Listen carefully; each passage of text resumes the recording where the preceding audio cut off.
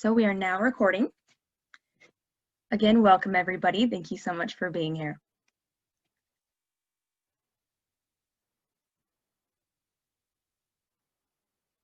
All right, so we're going to start off with what and who is Voterize.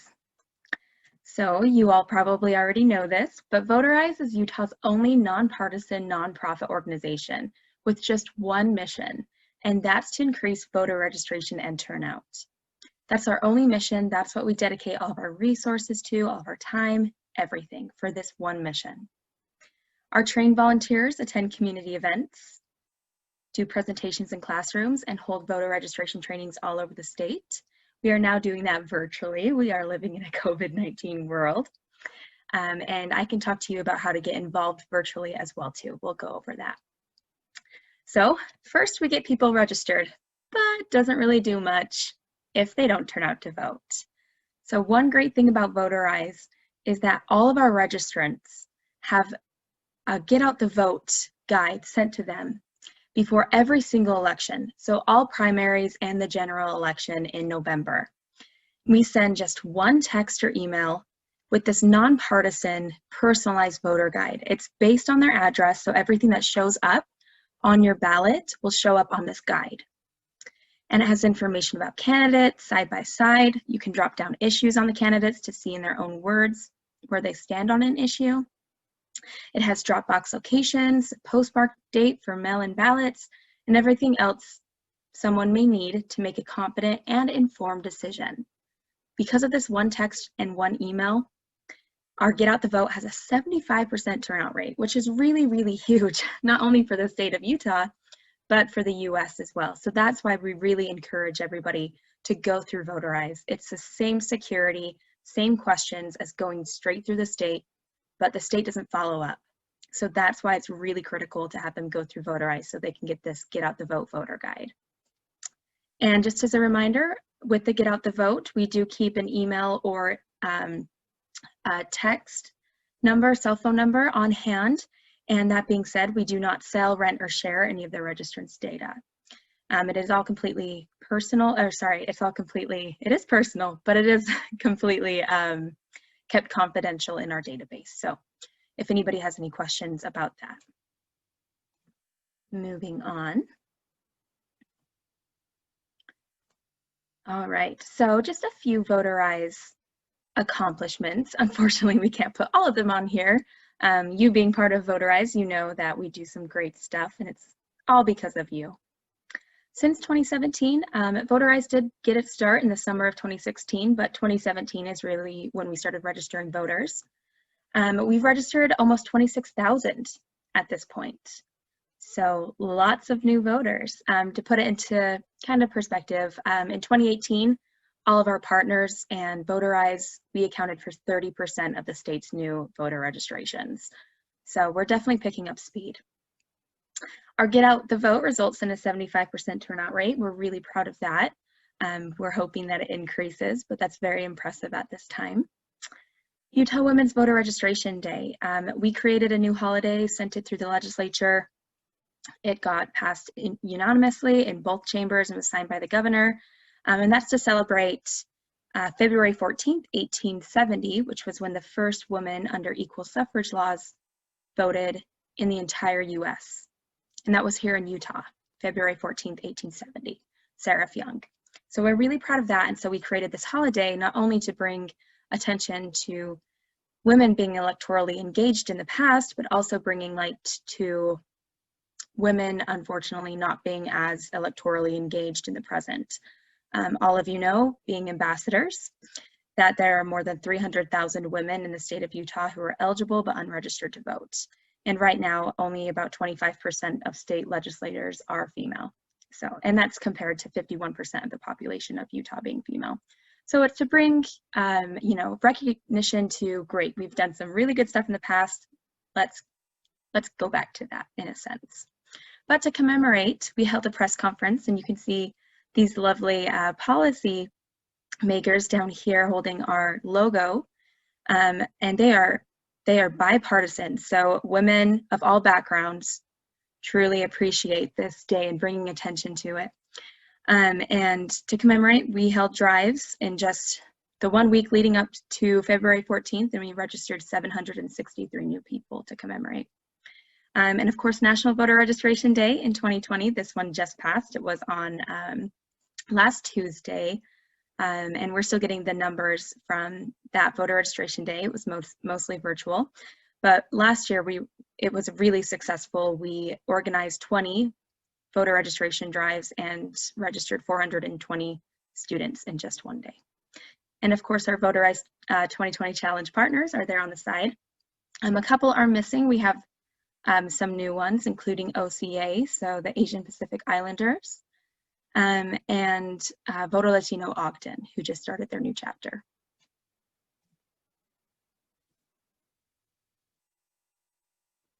All right, so we can't really talk about registering to vote and, of course, actually getting out to vote without talking about some history about registering and getting out to vote in Utah. So here are some sad voting facts. In 1980, Utah ranked 5th in voter turnout. In 2016, we fell all the way down to 39th. Since then, in 2018, we did increase to 23. We'd like to think, to 23rd. We'd like to think that VOTERISE had some say in that ranking. So we're making progress. We're getting back to where we once were, but we're still far away. In 2014, only 8.1% of Utah's 18 to 29-year-olds actually voted. And Utah's a really, really young state. We just find that a lot of younger people are not voting. Since 2014, that number has about doubled. So we're resting at about 16%, which is still very, very dismal. Of course, you being out in the field, you probably talk about how every single vote matters, because it does. And we talk about a couple examples. In 2016, current Representative Harrison, she lost by just 5 votes the first time she ran. At first it was 3, and the recount it was 5. So you definitely can't tell her that every vote doesn't matter. And in 1980, the same thing happened. A state house race was won by just 1 single vote. And this happens all the time, especially on local levels. And by, even on federal levels, for example, in 2018, current Representative Ben McAdams, he only won by 694 votes, which is just such a small margin with all the thousands and thousands and thousands cast. So it's really great to drive home that point and that fact that every vote matters. And of course, like I mentioned before, there are roughly 700,000 men and women combined in Utah who are eligible but not registered to vote. And there's more women than men in that category, but we have roughly about 1 million people who could change or have an impact on policy in Utah if they were actually registered and turned out to vote.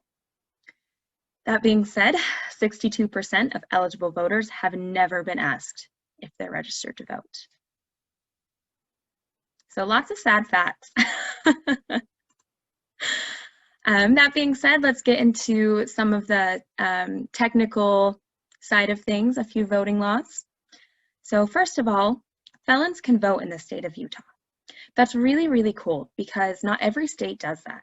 But it doesn't matter if someone is currently awaiting bail, if they're on parole, probation, as long as they're not currently incarcerated, then they can actually vote. We just need an address other than the prison or the jail on their voter registration. So that's really cool. A lot of people don't know that. So it's important that we educate others with the things that we now know. Currently, homeless Utahns are eligible to vote as well. They can use the cross streets of where they sleep at night as their address. So if they're sleeping on the corner of Main Street and 2nd West, they can actually put that down on their voter registration form. And if they're residing at a shelter, a by-mail ballot can be sent there. In Salt Lake County, for example, the average time that someone resides at a homeless shelter is about 62 days.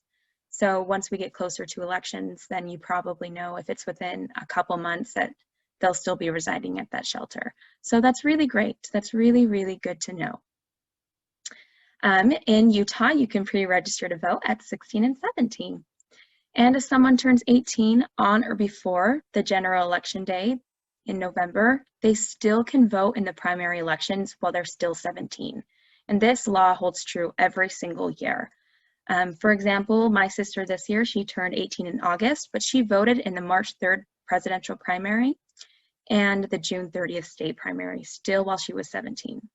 And I like to point that out because I remember when I was 17 and I missed it by one day.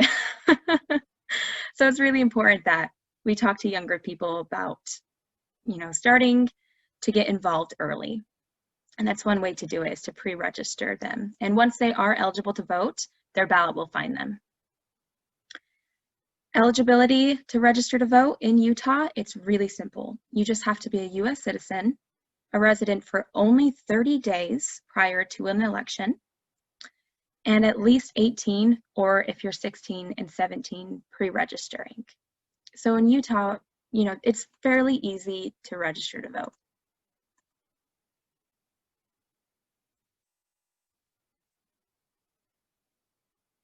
Yes, once they're registered to vote, their ballot will find them. Yes, so as long as they're still residing at the same place that they filled out their registration, if they still have that address down, then their ballot will find them. The county clerk has a system where they can tell if somebody is eligible to vote.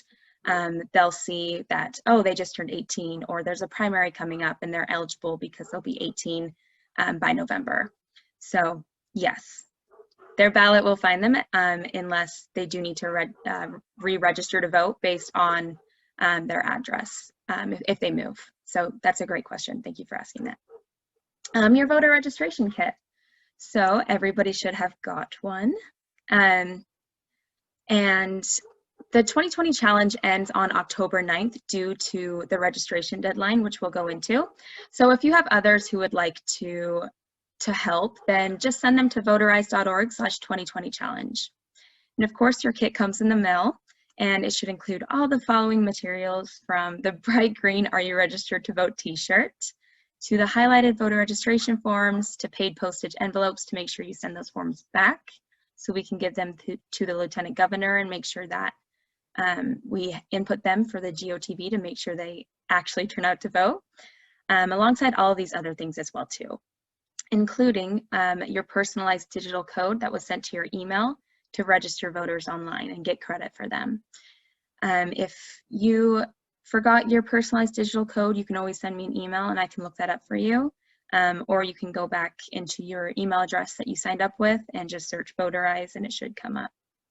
Again, if you need any supplies or you didn't get anything that's mentioned above there, you can email me with your mailing address and just tell me what you need and I'll get that sent out to you. Sorry, another question. Yes, it is important to tell people they have to register every time they move or change their name, and we will get into that. That's a great point. All right, so here we have some of our masked up volunteers. I wanted to go into holding voter registration drives in person. So you should have received this form. Before I get into this, another question in the chat. If you don't want to be part of the 2020 challenge competition, you can skip the personalized digital code. That's also for us to see where these registrations are coming from, to see how our ambassador program is doing. But you don't need to have them input it. The system won't reject it or anything like that. It's an optional question. So if by chance you don't remember your code and somebody's right there on the spot, that's okay. All right, so these forms should look familiar. These are the newer state of Utah forms. The older ones look similar, except there's more writing up at the top with the older ones. If you still have the older ones, that's totally okay. Those will still be accepted from the state and the county clerks. So don't worry, it's the exact same information. We highlight the necessary information on both. So going over this form, like I said before, requirements, they're at the top. From number 1, have to be a US citizen, at least 18 or 16, 17 pre-registering, and a resident in Utah for at least 30 days prior to election day. Number 2, full legal name. Make sure they also put their full physical address, so they cannot put a PO box. It has to be where they sleep at night. That's the best way to explain it, where you sleep at night. Your full birth date, and driver's license or the last 4 of their social security. So it can be either or on this. Your place of birth. So for example, you can just put UT and then phone number and email address. You see that on number 7 there on the left under optional information. It's important that we get both. If somebody doesn't have an email address, or maybe somebody only has a landline or something, make sure that you get at least one. And if they ask, oh, why? It's optional, tell them that we send them out a voter guide. It's just one text or one email right before an election, and it really helps them, and it's nonpartisan. So it's really important that we get one of these. It's great if we get both, just in case, you know, we can't read one of them. But it's really important for that get out the vote, because we want to make sure that these new voters actually vote. And then they sign with today's date, and that's it. So on average, it usually takes about less than 3 minutes to register to vote. So it's really, really quick. Of course, the rest is optional, and the registrants are welcome to complete everything if they want to, but it's completely optional. And then we also have privacy, and I wanted to go over this because this is a question that we get, not too often, but often enough that I want to go over it.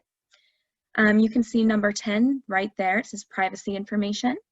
So in your kit, you have consent to contact cards.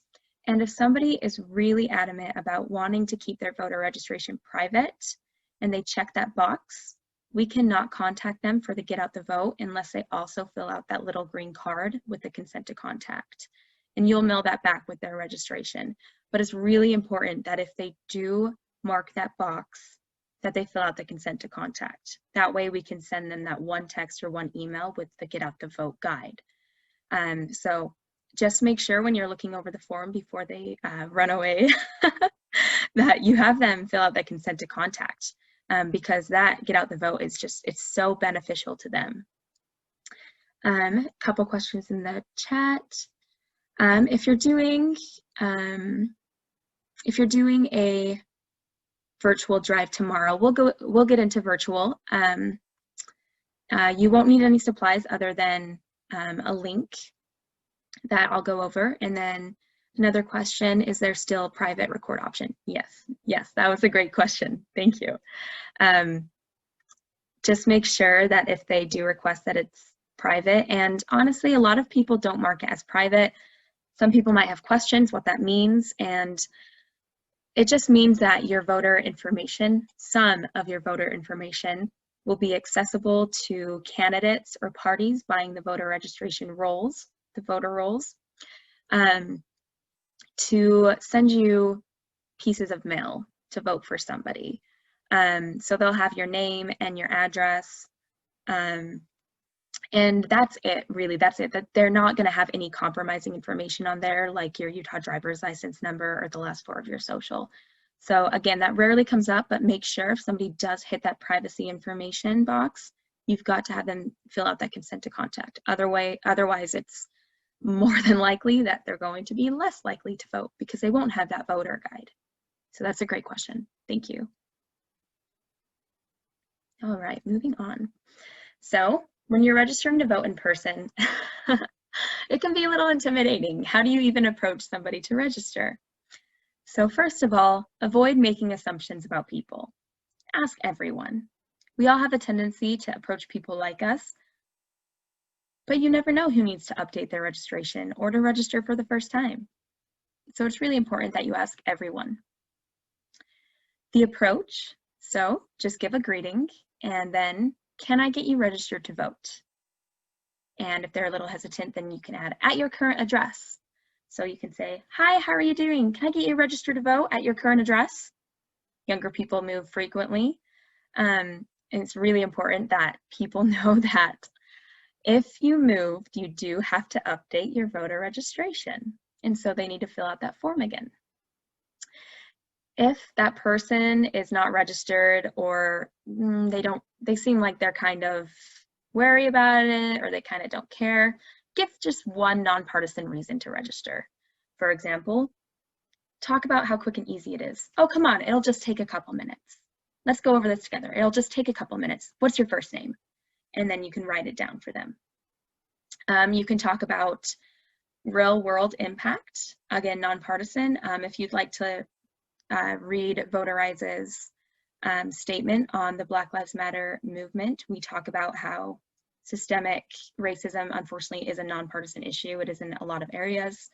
You can find that statement on our Instagram or Facebook. But just talk about, you know, given the current environment, whether you're watching this right now or in several weeks, talk about how your vote can make an impact, a real world impact that people can see. For example, talking about the protest happening today, the elected Minneapolis City Council just voted with a veto-proof majority to dismantle the police department.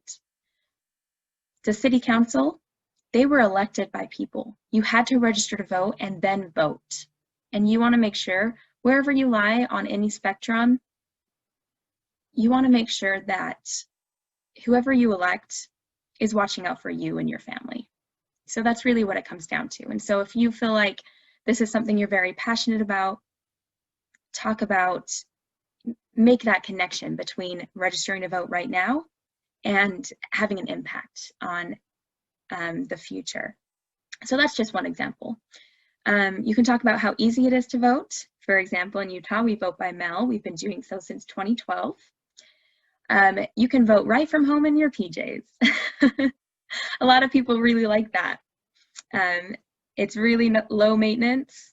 Do it from your home in your PJs. You'll be all good to go. Another thing as well too is some people are like, oh, I don't vote. You can say, well, registration gives you the choice to vote. So whether or not you decide to vote, at least you'll have a choice when that moment comes. If they register through us, they will get that guide, and so they most likely will vote. So those are just a few examples. If they're not interested at all, politely move on. You'll have some rejection. Don't take it personally. It's part of the process. Truly, when you do get that first person registered to vote, or several, or every single time it happens, it's just such a good feeling. And those are the things that you want to focus on when you're talking to people. So it's really, really simple. Again, just ask everyone, greeting, hello, can I get you registered to vote at your current address? Give a nonpartisan reason. It's really easy to vote. In Utah, you can vote from home in your pajamas. That's awesome. And then get them registered to vote. Again, it takes less than a couple minutes on average. Okay, holding voter registration drives virtually. We added this component a couple months ago when we realized that, okay, things are going to be a little different from here on out, but we want to make sure that we still register people and we're still going to be the community resource that we are. So we decided to talk about holding voter registration drives virtually. So as you may already know, in your kit, it talks about how through VOTERISE, someone can text to register, or they can register online through our website in 13 different languages in all 50 states and DC. Going online just through the state, it's only English. And so it's really important that we are inclusive to anybody who wants to register to vote and is eligible. So we're available in 13 different languages in all 50 states and DC. In Utah, to complete online registration, it's a little bit different than just the form, just the physical form. In order to complete the registration online, you have to have both a valid Utah ID, so Utah driver's license, and the last four of your social security number. So that's really important. That's something that's different than the physical form. And one of the reasons that is because if you happen to not have a Utah driver's license, then the state of Utah may not have your signature on file yet. And so what will happen is that it'll pop up, just say, okay, finish your registration by printing out, signing, and mailing. And you're welcome after this training to try it out for yourself to see what will pop up through our online registration. But it's really simple. It's just an extra step for those people that don't have both their valid driver's license in Utah and the last four of their social security. They just need to take that extra step to mail it to their county clerk. And everything they need to do that is on the site. They just need to have a stamp. But again, it's really simple. It's just, unfortunately, you do have to take an extra step. One thing that we've been doing the past several weeks, especially leading up to National Voter Registration Day, which was last week, was create a video to walk people through how to register to vote online. So everything that I just talked about, we have a video. It's less than 5 minutes long. And it goes through everything. So what happens if I don't have my Utah driver's license and I want to register online? It goes through every single step because, again, it is a little more convoluted online. So we want to make sure that we reassure everyone, yes, this is how it is. Let's walk you through it. Again, it's less than 5 minutes long. So this is the link that you would show to individuals if you do a voter registration drive online. We had a lot of people last week put them into work meetings on Zoom, as well as virtual and physical classrooms.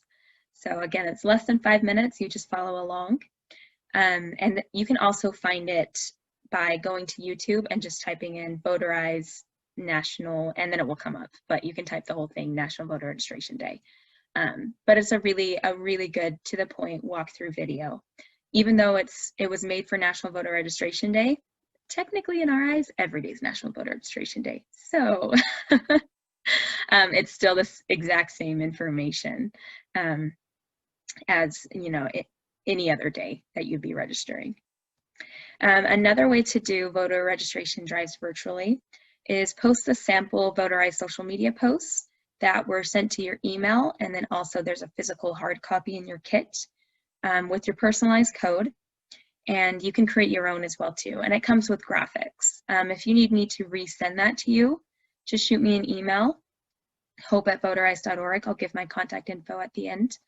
But these social media posts, you just copy and paste, and there you go. A lot of people will see that. They can see they can register to vote in 13 different languages in all 50 states and DC. And we can track that personalized code that we gave you to see how well that did. And we can give credit to you all who are doing virtual voter registration drives at this time. Again, you don't need to put your personalized code in. It's just for tracking purposes. It's completely optional. All right. So this is a big part of why you're here. So here are some dates to know. The deadline for online and paper registrations, so any form of registration, that includes in-person, mail-in, online, hard deadline of October 23rd at 5 p.m. This law was recently changed. Now going forward, it's 11 days before any election day at the end of the business day. So that 5 p.m. deadline is a hard deadline.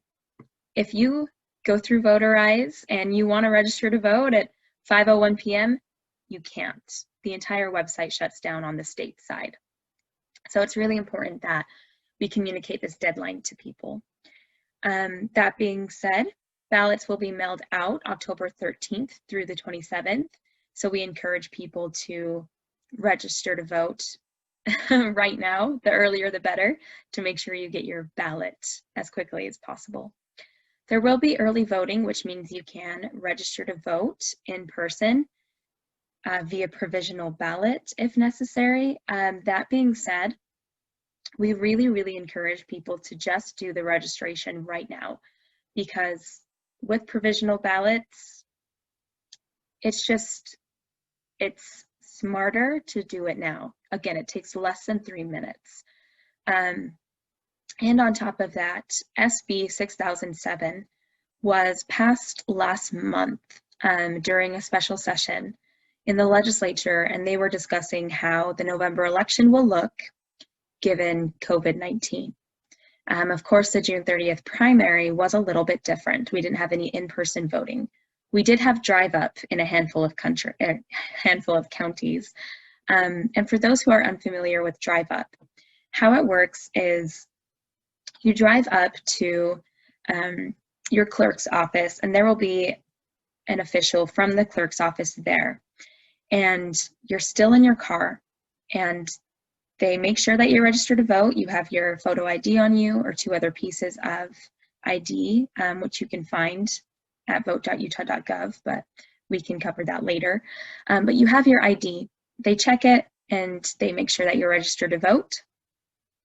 And if you are, then they will give you a ballot right there on the spot, and then you drive away, you fill it out, and then you come back and give it to them.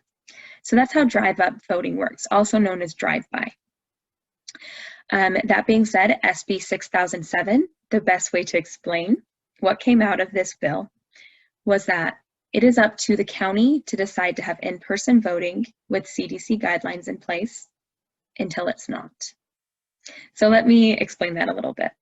So if the county decides to have in-person voting, and there are some prereqs for that. So for example, making sure that people are 6 feet away. Some counties are thinking about doing it outside, weather permitting, to help with social distancing. But if the county has in-person voting, but the county also has a surge in COVID-19 cases, the state can shut the in-person voting down. That being said, you can't register to vote if it's not in person. So that's why we want to make sure that people are registered to vote before that hard deadline of October 23rd at 5 p.m.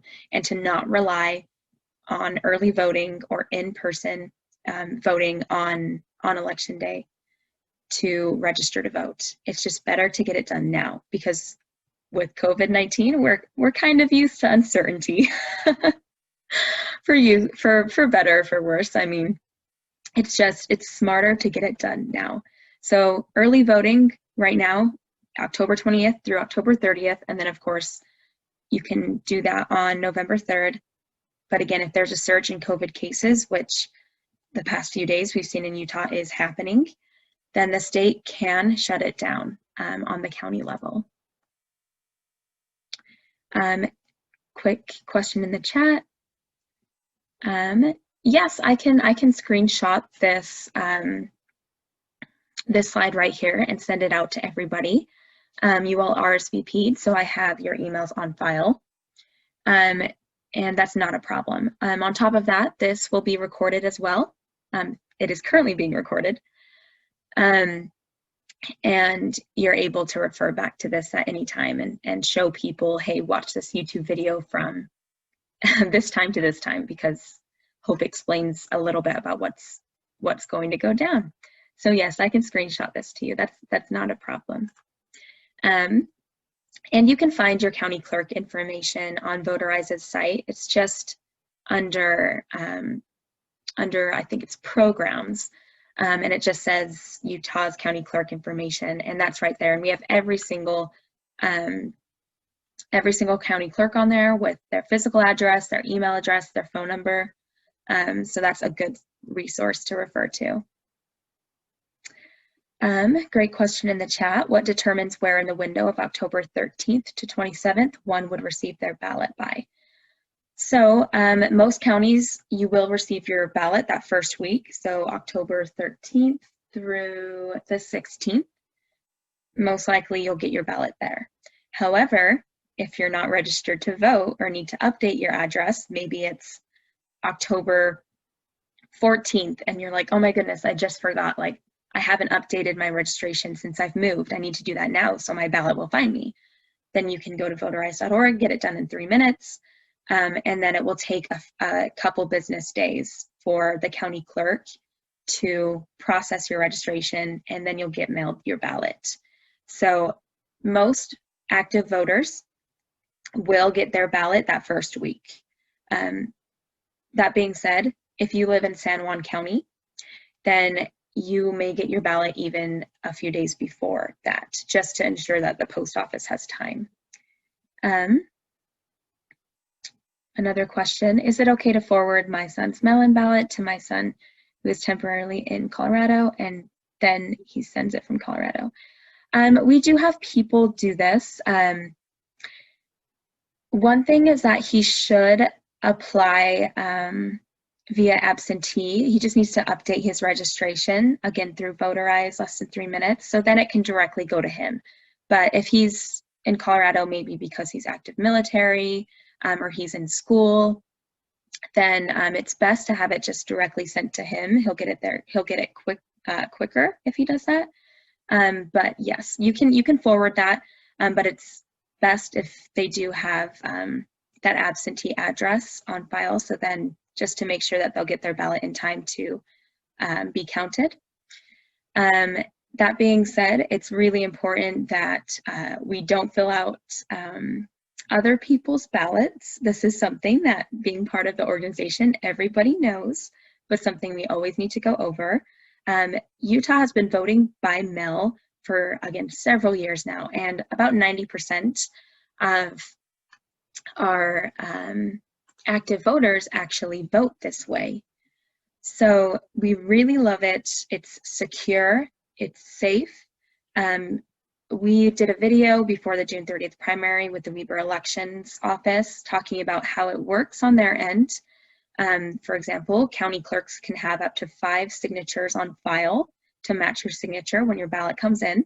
And that's from different government documents, maybe mayor's license or, of course, your driver's license. And on top of that, you can't photocopy ballots. They are encrypted, every single one, on special paper. And so election fraud is next to, it's so low that it's something that we don't even really talk about. It doesn't really come up because we don't have a lot of cases. But the cases that we do have in Utah, current Lieutenant Governor Cox talked about this last year, is because really,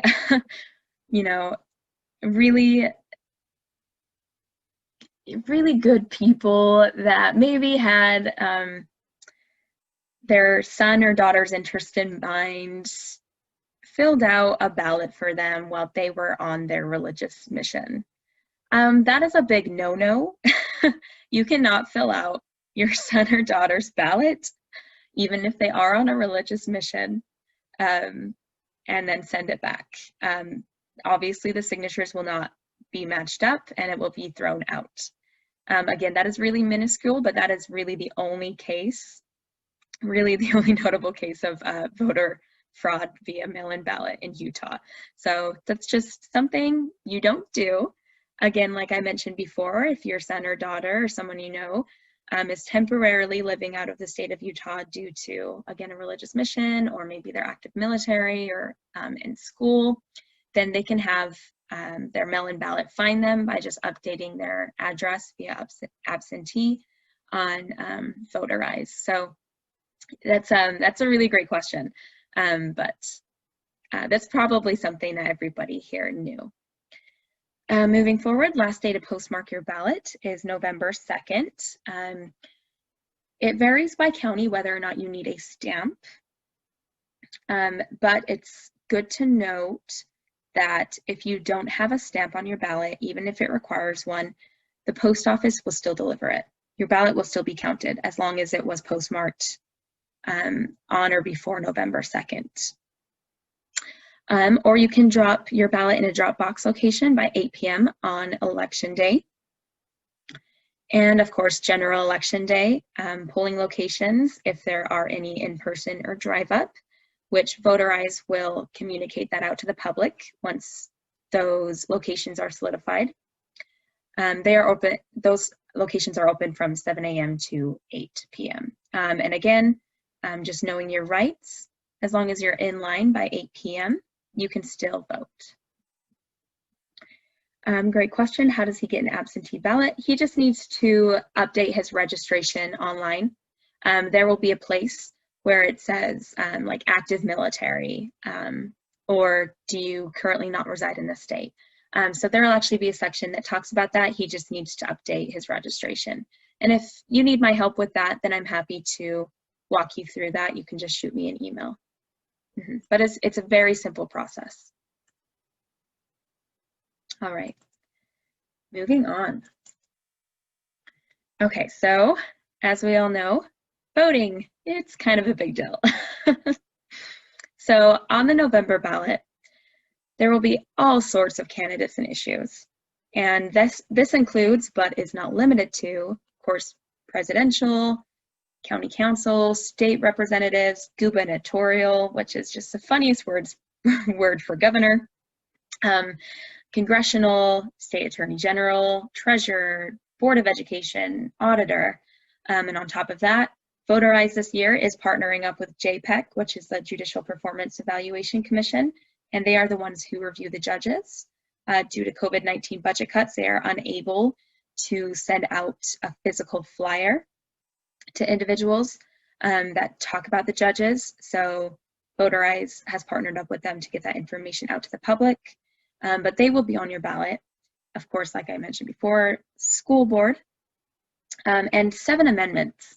So that sounds like a lot of amendments. It's because it is. And really, this kind of drives home the point that it's really important that we all register to vote and then vote, because one of the amendments that will show up on your November ballot is Constitutional Amendment C, which is to remove slavery from the Utah Constitution. So quite literally, in the year 2020, you are voting to remove or to keep slavery in the Utah Constitution. So a lot of people don't know that. That's one of the big things on there. All of them are big things, truly, up and down the ballot. But that is what you will be voting on. So it's really important that we vote, and that we vote early and informed. So this means using our VOTERISE personalized nonpartisan voter guide, and the public can access this at voterize.civicengine.com. If you didn't register through us, it won't be automatically sent to you, but this is a public link, so the public can access it. And we'll be promoting that as well too when it goes live. Currently it's archived for the June 30th information, but it will go live for November's election the week that ballots start being mailed, which again is starting October 13th. And to mail your ballot back before October 20th, and we say the earlier the better, just because due to some post office cuts this year, we want to make sure that if you're doing anything through USPS, that it is done earlier rather than later to make sure that your vote is counted by November 3rd. That being said, it will still be counted if it is postmarked November 2nd by or on November 2nd. It just won't show up in the results on November 3rd, but it still will be counted. We won't certify the results in Utah until about 2 weeks after Election Day, due to the surge of mail-in voting nationally, but also in Utah too. This is not a foreign concept for Utahns since we've been doing this for so long.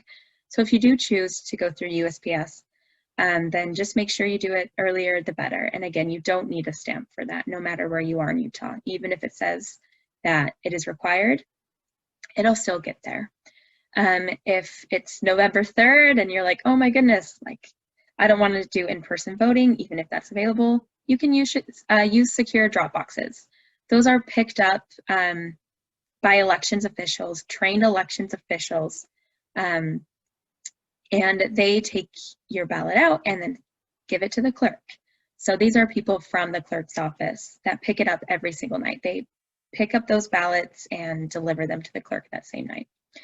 And again, that has to be on Election Day by 8 p.m. And of course, you can track your ballot at vote.utah.gov. It's really important that you do so just to make sure that your ballot did get there.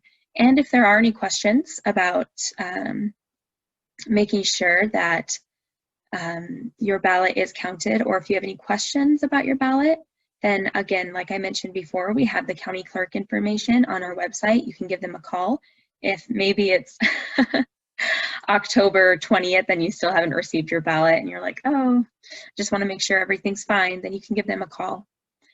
Or if it's day of Election Day and for some reason you know that you're registered to vote, but someone's not letting you register to vote, we do have an election protection hotline.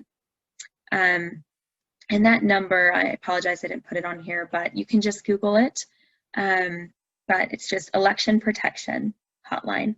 And they'll talk to you about your case and they'll get it figured out. So it's important that you know your rights as a voter. And of course, have a voting plan. Studies show that if you have a voting plan and then publicly share it with others, they're more inclined to do the same, and you feel more accountable to make sure that you're registered to vote and that you're ready to vote. Great question. Why mail the ballot before October 20th? Again, it will still be counted as long as it's postmarked on or before November 2nd. It just won't be included in the initial election day data. It'll still be in the certified results a couple weeks later. It's just best to do it earlier rather than later due to the USPS cuts this year. In Utah, we don't foresee that to have such a big impact on us because we've been voting by mail for years now, but it's just better that you do it earlier rather than later and then use that tracking site. All right. So real quick, here are some FAQs that we get a lot. So what are the reasons someone may need to re-register to vote? So it's to update address or to update their name or to change their party affiliation. Of course, in Utah, the past primary was it was statewide, and it had statewide and congressional. So it had federal and state races. And in Utah, the Republican primary is closed and the Democratic primary is open, which means if you needed to change your affiliation to vote in the closed primary, then you would need to re-register your re-register to vote to update your affiliation.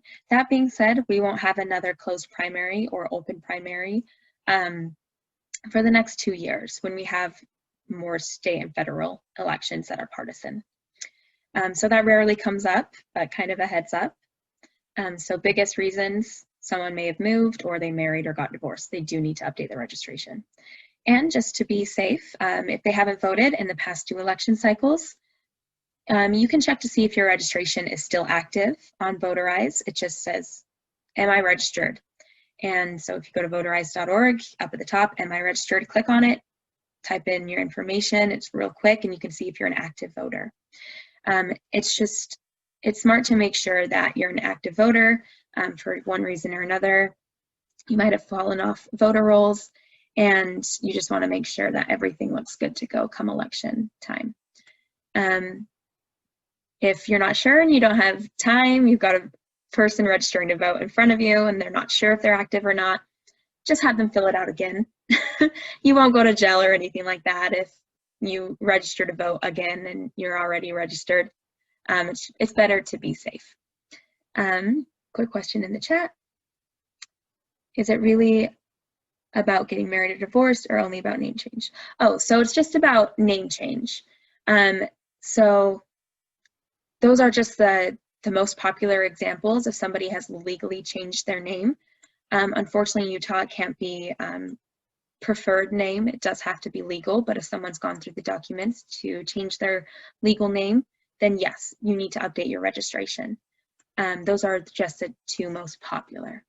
That's a great question. You can fill out the form for somebody else. This is actually preferred when we go into communities like currently homeless or disabled populations. All they have to do is just sign and date at the bottom by themselves. And we do like when volunteers do complete the form for registrants because it helps with eligibility. So that is completely legal for you to fill out the form. They just need to sign and date at the bottom.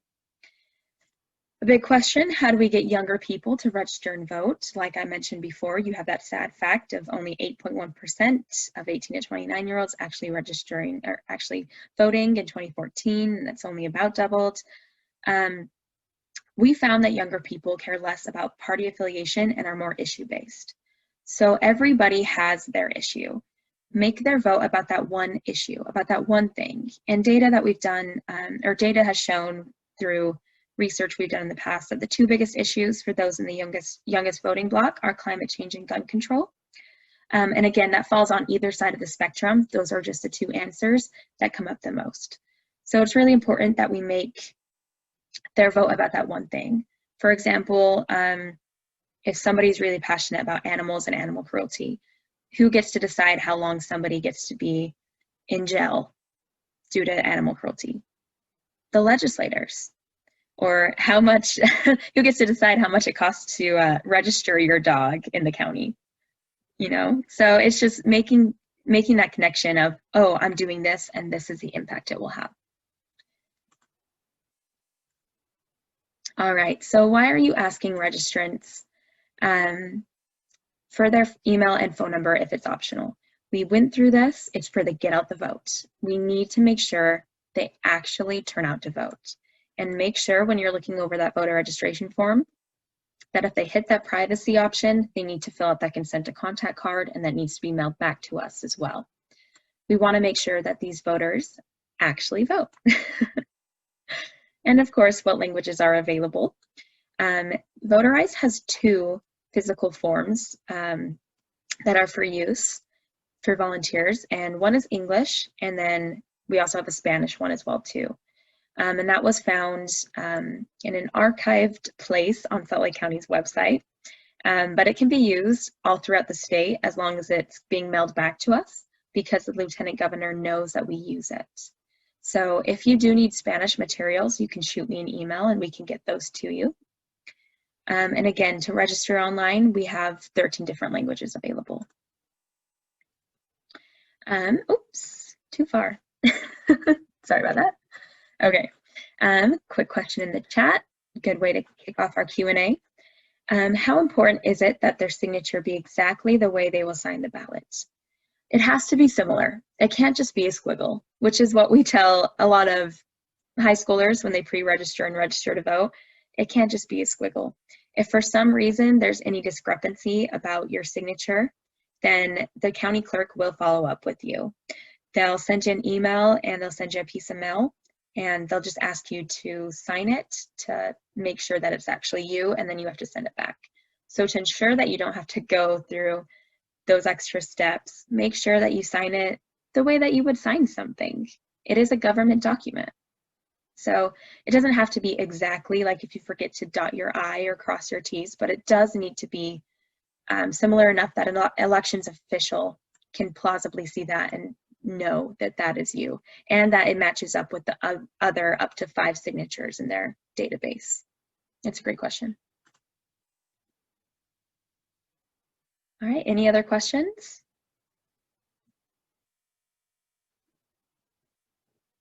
I know that's a lot to digest, but thank you so much for being here. And if a question comes up later, you can always email me and I'm happy to chat. Another question, how does virtual voter registration work? Yeah, so it's just doing those online drives, copying, pasting those social media posts we gave to you in your kit, and just having people click on the Voterize link and then going through the process. So it's really just bringing to light the importance of registering to vote. And then people, especially now, we're always on social media, all quarantined in our house, everybody has 3 minutes to register to vote. So how that drive works is maybe you take an hour every week to post about registering to vote and how easy it is, or just resharing things from Voterize. So we're active on Facebook, Instagram, and Twitter. And you can just reshare our things and talk about, yes, do it now. Go to voterize.org or text 788-683. And so that's really how it works. It's more to, more on your own time. It's very independent. Unfortunately, we do not have as many community events as we would like. So it's an alternative to make sure people are still registered to vote during the time of COVID. Great question. How do we help SLI do VR in online classrooms? So it's exactly the same thing that I just described. SLI is one of our partners. And if you would like their contact information, they work a lot with us. We give them the materials and they provide their own volunteers. They have a QR code that we've specially made for them, and students just hover their phone over it. And that's how they do virtual. voter registration, and they go through the process together. They don't need a lot of volunteers for virtual. However, they do have physical opportunities. For example, they're doing that with University of Utah classrooms.